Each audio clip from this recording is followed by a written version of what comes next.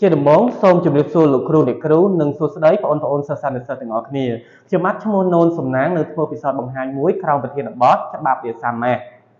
បាទដែលគោលបំណងគឺដើម្បីប្រៀបធៀបម៉ាសសរុបនៃអង្គធាតុប្រតិករនិងម៉ាសសរុបនៃអង្គធាតុកកើតតាមរយៈប្រតិកម្មរវាងកាល់ស្យូមកាបូណាតជាមួយនឹងអាស៊ីតក្លរីត្រិកឬទឹកលាងបង្គាន់មុននឹងឈានដល់ដំណើរការពិសោធន៍គឺយើងត្រូវមានឧបករណ៍ហើយនឹងសារធាតុគីមីមួយចំនួនបាទឧបករណ៍របស់យើងមានដូចជាដបទឹកបរិសុទ្ធចំណុះ500មីលីលីត្រស៊ីឡាំងក្រាតដែលមានចំណុះ50មីលីលីត្រស្លាបព្រាសម្រាប់ដួសសារធាតុគីមី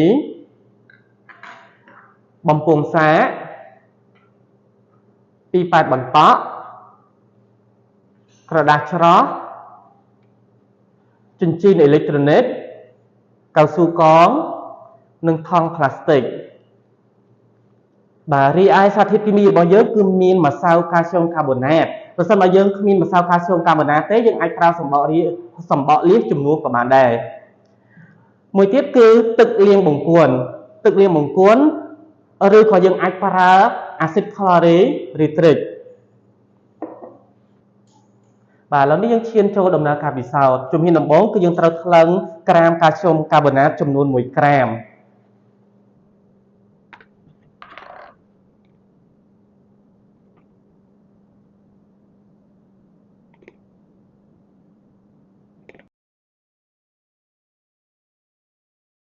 បន្តមកទៀតយើងចាក់ចូលទៅក្នុងដបទឹកបរិសុទ្ធដែលមានចំណុះ500មីលីលីត្រ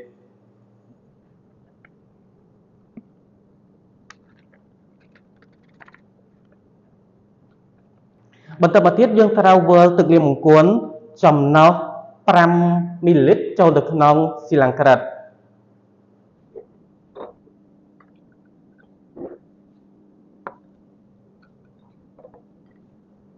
បន្ទាប់ពីយើងវិលទឹកលាងបង្គាន់5មីលីលីត្រហើយយើងត្រូវផ្ទេរចូលទៅក្នុងបំពង់សាក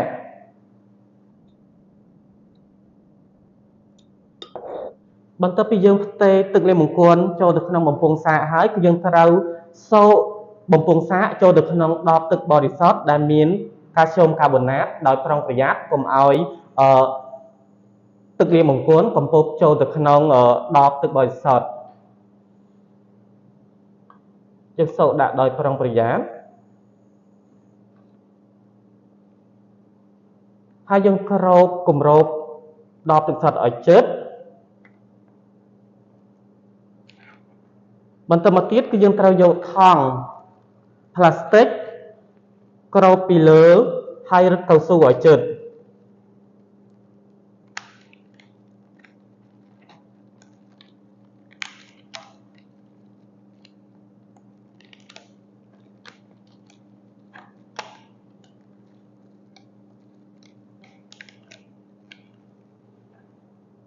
បាទបន្ទាប់ពីយើងរៀបចំរួចរាល់ហើយគឺយើងត្រូវយកទៅថ្លឹង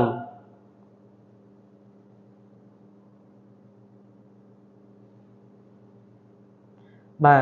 យើងថ្លឹងទៅឃើញម៉ាសរបស់វាគឺម៉ាសសរុបរបស់វាគឺ 39.25 ក្រាមយើងកត់ត្រាចូលនៅក្នុងតារាងលទ្ធផលបាទបន្តមកទៀតគឺយើងត្រូវផ្ទេរទឹកលាងបង្គាន់ដែលមាននៅក្នុងបំពង់សាកចេញពីក្នុងបំពង់សាកឲ្យមានប្រតិកម្មជាមួយនឹងម្សៅកាល់ស្យូមកាបូណាតយើងទុកឲ្យវាមានប្រតិកម្មរហូតដល់ចប់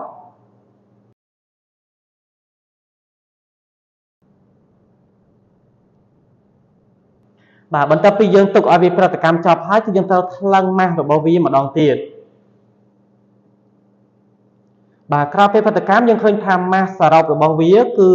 39.22 ក្រាមបាទជាចុងក្រោយពិសោធន៍របស់ខ្ញុំគឺឈានចូលដល់ទីបញ្ចប់ចុងក្រោយក៏សូមអរគុណលោកគ្រូអ្នកគ្រូព្រមទាំងសិស្សានុសិស្សទាំងអស់គ្នាដែលបានតាមដានវីដេអូនេះ